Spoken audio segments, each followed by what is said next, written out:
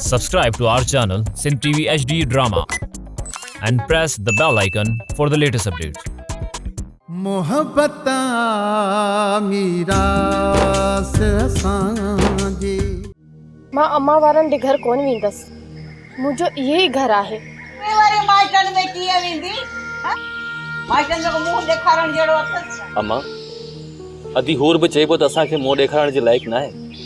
वो अब तो शादी खां पोइ घर न आई आहे। ओए छोरा वारो कर यार का अख पट का गैरत कर यार मुंह अकेले सिर के त मारे ॻाल्हाइण में असल वठ ई कान थी ॾे। चाची तू छा थी सोची? अमड़ तुंहिंजे लाइ पई थी सोचां।